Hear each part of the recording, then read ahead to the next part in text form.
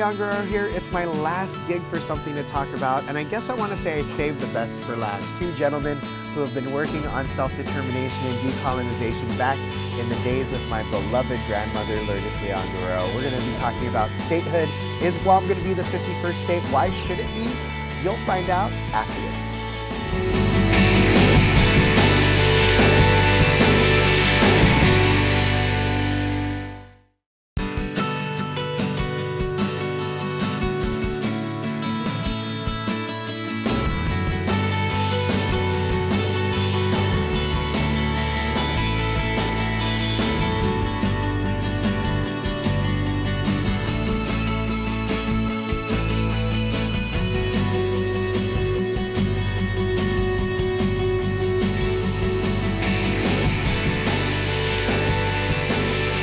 Welcome back to Something to Talk About. Phil Leon Guerrero here with and this is very casual gentleman, calling the OGs of decolonization, still standing, former Senator Eddie Duenas and Eloy Jara. Half a day, gentlemen. Half a day. Good morning.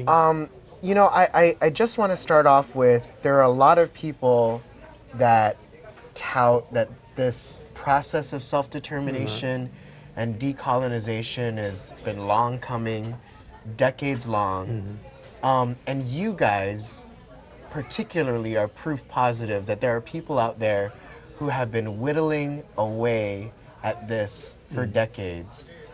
How does it feel in 2017 to look back so many years when you guys first started?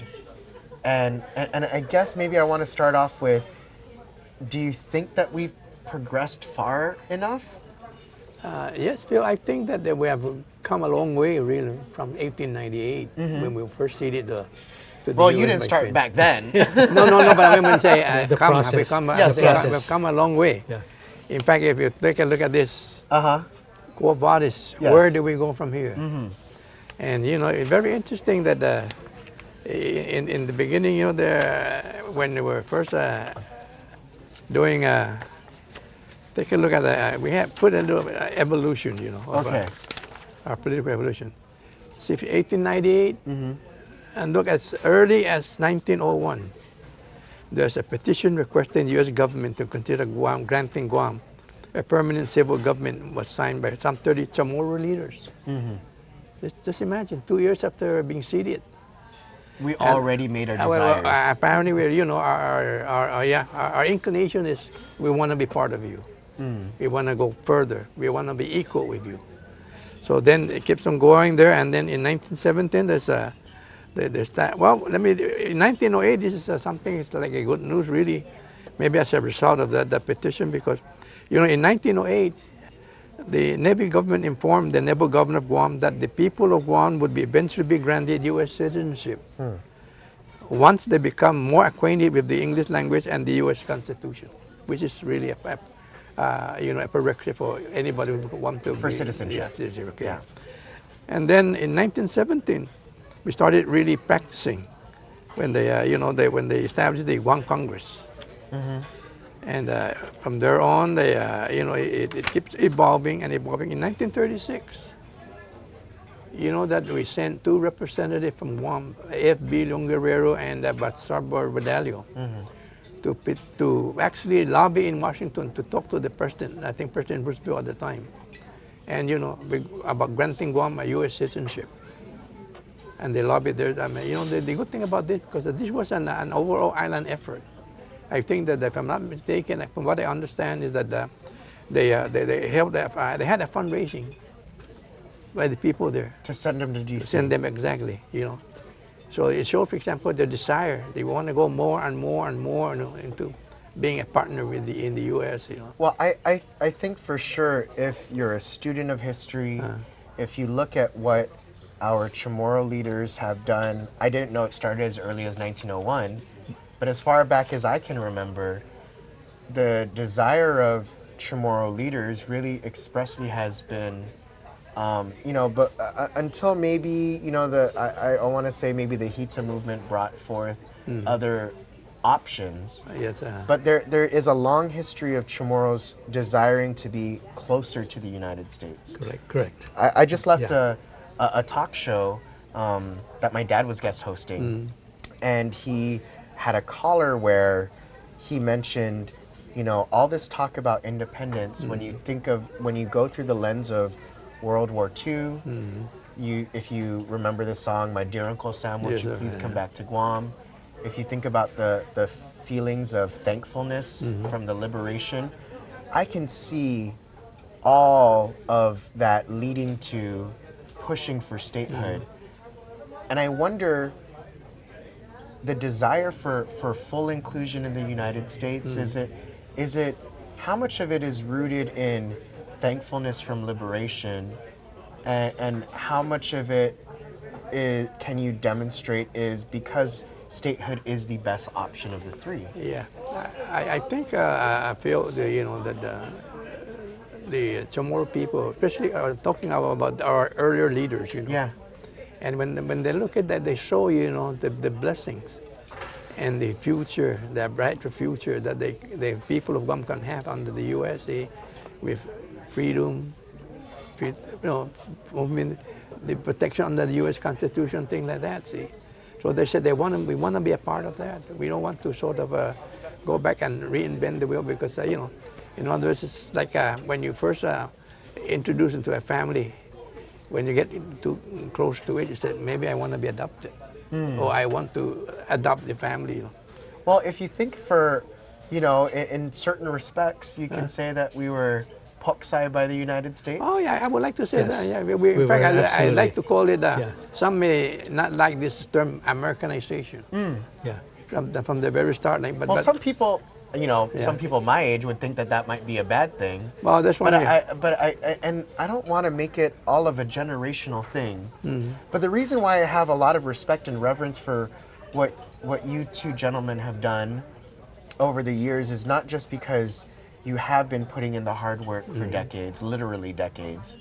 But I do have a personal connection. My Nana, God rest her soul, That's right, yeah. defunta Lourdes Leon Guerrero, One of our staunch supporters. was one of a staunch supporter of statehood, and Yeah. and she, she loved America, Yeah, no And- question about that. and I think that she represents a generation upon generation of Chamorros that had a desire to be fully American. And it keeps evolving. I notice it keeps evolving. Even among our younger generations now, you still come across some that are very vocal and Sure.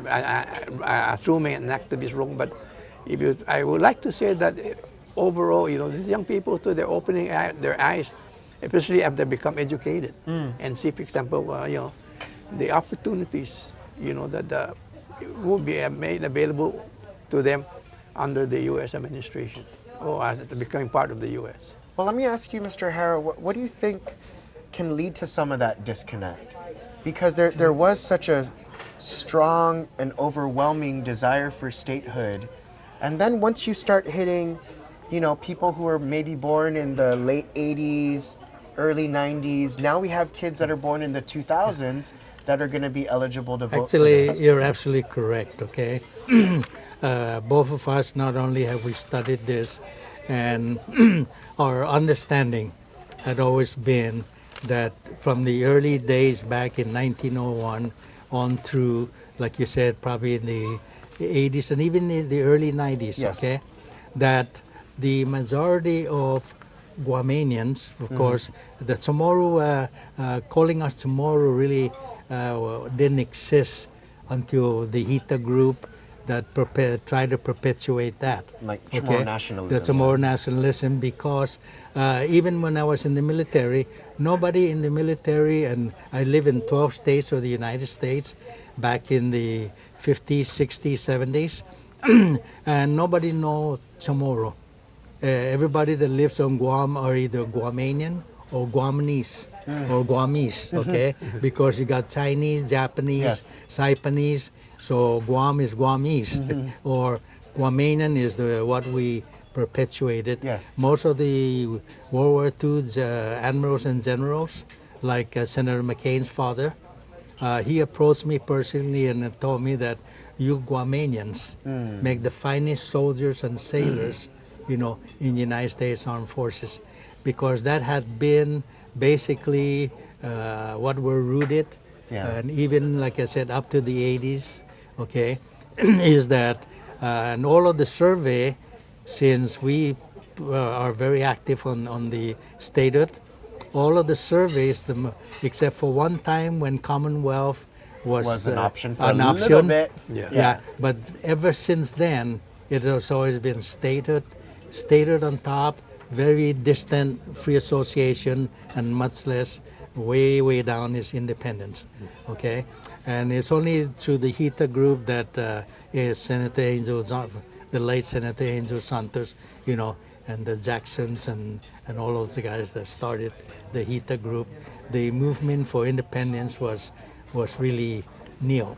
So And so that had been the observation. In fact, my suspicion yes. is that former Governor Carl Gutierrez wanted independence. Okay, I have my own reason why I think he wants independence, but because he saw that dozens of surveys recent, it's all stated, he kind of scrapped the decolonization commission process until Governor Calvo came in to resurrect it, because the people that are not for statehood saw that the writings on the wall that the majority of the people of Guam, I would say Guamanians, because that includes the mixture that we are, Filipinos, Filipinos, Spanish, Statessiders, anyway, has always been statehood. So that's been my observation, and until the HITA group. So and I actually I agree with your statement, and here's that we already are very Americanized. Okay, we're living really in every bit. We're already living as part of the United States, with the exception that we don't have the right to to vote. We don't have a spokesperson in Congress. We don't have a voting delegate. We don't have a voting senator. And So and maybe easier to just get that last push toward full Americanization than totally undo maybe the 75% of Americans that we are. Correct. Actually, Okay. you're absolutely correct that our task, really our job, is very easy, because the only thing we really need to inform the public is that already we are 90% state. Yeah. Okay, Well, we're only looking for the 10%, which are they have all the- 6 major The points. governance, and Yeah. we'll definitely get to it, because I don't want to take for granted that the people out there know exactly what we're getting into if we're going to become a state. And let's get into those specific 6 points from Mr. Hara and former Senator Duenas coming up right after this.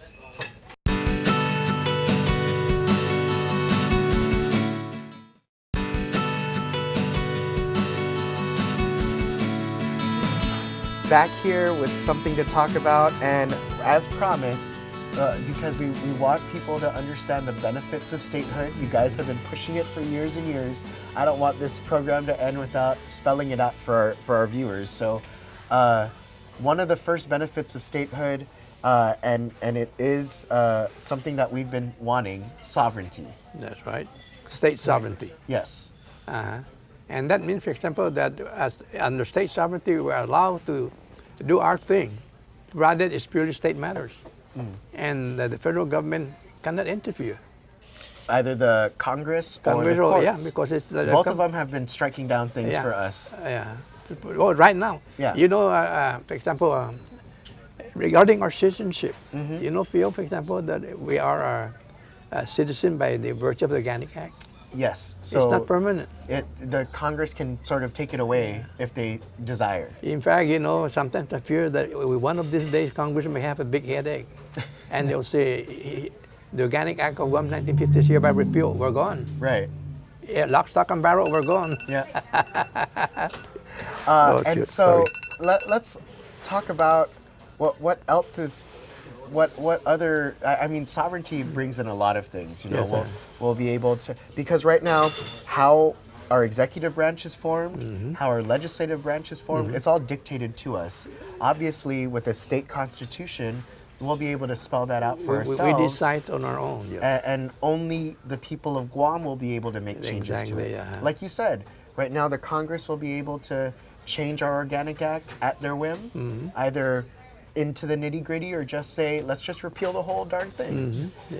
So speaking about the next valuable thing about being a state Yes. is, of course, as a state we will have representation in Washington, D.C. Full representation. Full Yeah. representation by having, we'll have voting delegates and 2 senators, that are both voting, and that way we have a voice in Congress itself. And So- we've seen the dangers of not having a full representation in that- Congress. That has been our major ground to. There's a ground to, that we don't have a say-so. And the best way to get that thing is when we have 2 senators in the U.S. Congress and a voting representative. They're on equal footing with all others, members of Congress. Now, can I ask you, the one thing that comes to mind that I would not be super duper happy with if we were a state is double taxation. Well, when it comes to that bill, I know you're making reference to the federal taxes that the taxes that we're paying now is federal, except Yes. we collected and it is And it put stays back. here. Stay here. So what I'm saying is if we're a state, I would have to pay federal taxes and now a new state tax. Not necessarily. It's Oh, up to the really? state, yeah. Okay. So Some we states could- don't have a state income tax. Really now? It all depends on how you want to raise your like fund. There are all Nevada kinds of states. don't have. Okay, So we'll so, set up our own Nevada's- tax if we structure. say, you know what, we don't want to pay more taxes, then that's another choice that we can I'd make. say, I mean, income tax, never talking about income tax. Yeah, sure. But say, for example, okay, so maybe the way to make ends meet is that we may have to, for example, we don't have any sales taxes on Guam, for example. And when you look at sales taxes, really, it's very equitable. So everybody pays regardless. Actually, what counters that also, which you're not aware of yet, is that we have these process of what they call sharing, revenue sharing with the federal government. Okay, revenue sharing is a formula by which each state gets their formula from the revenue service, Yes. the income tax. And we don't have that yet. 'cause We we're don't not have a that state. yet, but we become a state, we get that, and from the calculation of that formula, last time we worked on it, Guam, instead of we'll be getting $2, more than $2 for every dollar that we pay. Pay into into. Into the it. Oh, federal okay. tax. So that So that could offset the it need. offsets Yeah, well, yeah. even the double taxation, right? And that will come in the form of various like programs, appropriations, All the entitlement, formula grants everything, grants, that is aid. now split into 50 Yeah. is now. And then are another you- thing to feel, that maybe some of us are not very aware of. The ITC, it's a big thing here now. Yeah. You know who's paying that? Well, we are. We are. We are. But Yet. if we're a state, Uncle Sam will pay Uncle it. Sam will pay it. Exactly. Like And how Hawaii. much is it Yeah. costing us a year? Yeah. 60 million. $60 million pounds. a year. Yeah. Correct. Then also, we're being deprived of the what they call Social Security supplemental income for Yes. the elderly. That's also if we going to become be a state, funded by that will be Uncle actually Sam if extended, we're a yeah, state. and it will be extended to Actually, that is a good point. All of the gripes that we have for a lot of the unfunded mandates, Yes, quote unquote, exactly, yeah. could be solved if we were a It'll be state. resolved as And then when we another become thing a too, state. I feel, like even with some of the program that we're getting the program or the fund that we're getting is on a formula basis, and for the territory, well, at least for Guam, at least some of them, like for example, take the health program. Some of them are only getting Medicaid. 50%. Yeah. Yeah. 50% off. Some of the states are 75% or even maybe Yeah, 100%. if you look at the Medicaid local match, Yeah. much more favorable if you're a state versus if you're a territory. And also, like I said, the welfare. Yeah. As I understand, but the latest information I got is that I think we get something like $5 or $6 million for welfare. Mm-hmm. But I understand from Public Health and Social Service that it's costing us, I think, over $20 million a year to implement that thing. Just to say, yes, we'll take your money. Yeah, when we accept that $5 million, and We have okay, to pay 20. you have to make sure that everybody eligible gets it. Yeah, exactly. So what do we do? So actually it's a minus for us. But Okay. So there's the financial thing, and then of course, we also have the security, both internal and external security. By being a state, of course, we have the military here, Yes. and the Coast Guard that does that anyway. Yes. But should we become a state, that would be, I mean, there's no question that that's a state responsibility. I mean, that's a state, federal government that's a federal the responsibility. defense of its state. That- That's correct. And we will have our economic zone. Yes. Uh, We'll have will be- control of it. We'll have control of yeah, it, even through the Coast Guard. And we may even benefit financially better on our Financially. economic, Correct, easy because or we exclusive can economic control zone. all the products that come out of it and ourselves. So it's just, the fishery part industry. So, Okay, let's maybe touch on. I think we may have time for one more of the big reasons why you think statehood would benefit the people of Guam. Well, for one thing, again, like I said, many of us are not aware, but our citizenship is not permanent. Yeah. It will become permanent if we become a state, and our citizenship will be under the U.S. Constitution. Yeah. Okay. Secondly, like I said, all the rights of the Constitution, not every clause is applicable to Guam. There's certain Yes. things that we're excluded from. including the Bill of Rights. I think the fact that I think the governor says we're neither fish nor fowl, or we're sometimes fish, or we're sometimes fowl. Yes. That'll all be sorted All out be sorted again. And I think it does well for us to remember that there are a lot of people out there, generations upon generations of Chamorros, that have been fighting to just become full Americans, Yeah. and that you two gentlemen are extensions. And as you know, I was, Dr. McNich, Yes. who conducts a poll. Yes. And it says that in the poll, every time they ask a question about you, they said, "Are you willing to give up your citizenship?" And that's the big Big no. deal breaker.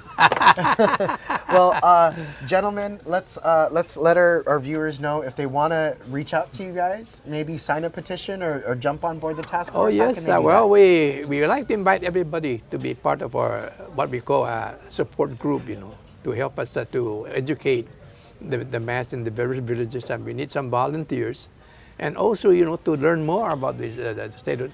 By the way, we have a Website. we have a website Okay. called statehoodforguam.com. Okay. That's where you find everything that they want to know about it and much more, and we're updating it constantly.